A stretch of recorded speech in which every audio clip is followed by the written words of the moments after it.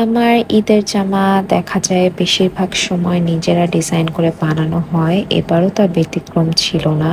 এই ড্রেসটাও আমরা নিজেরাই ডিজাইন করে বানিয়েছি। আজকের ভিডিওতে শেয়ার করব কিভাবে এই ড্রেসটা আমরা মেক করলাম in details with prices and everything.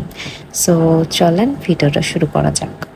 একে তো আমি যে টাইপের ড্রেস চাচ্ছিলাম ওটা খুঁজেই পাচ্ছিলাম না, আর যাও বা অল্প স্বল্প পাচ্ছিলাম কোয়ালিটি খুবই বাজে, বাট কাপড়ের দাম একদম 7,000 থেকে স্টার্ট, যেটা আমরা করতে চাচ্ছিলাম না মোটেও। তারপরে চিন্তা করলাম আজকাল বোরখা এত সুন্দর হয়েছে, কিছু বোরখা কিনে নিই না, এখন এই যে বোরখা স্টাইলের জামা খুব চলছে। তারপর চিন্তা করলাম no, this is not my cup of tea. আমি চিন্তা করছিলাম something in between this type of dresses, তো সেটার জন্যই আমি আসলে খোঁজাখুঁজি শুরু করলাম।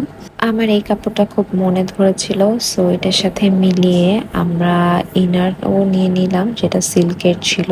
প্রতিটা কাপড়ের প্রাইসিং দেয়া থাকবে ভিডিওতে, কষ্ট করে একটু স্ক্রিনে দেখে নিব। তারপর আমরা ওড়না কিনলাম ম্যাচ করে, দেন লেসেস কিনলাম ম্যাচ করে, তারপরে আমরা কিছু টাসেলস কিনলাম। Then we made this dress. পুরো ড্রেসটা আমি ডিজাইন করলেও আমার মা স্টিচ করেছিল।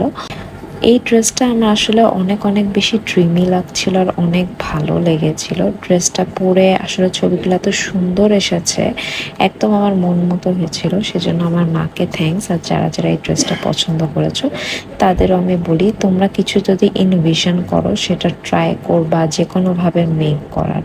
সো আমরা এটাই মেক করলাম। Thank you.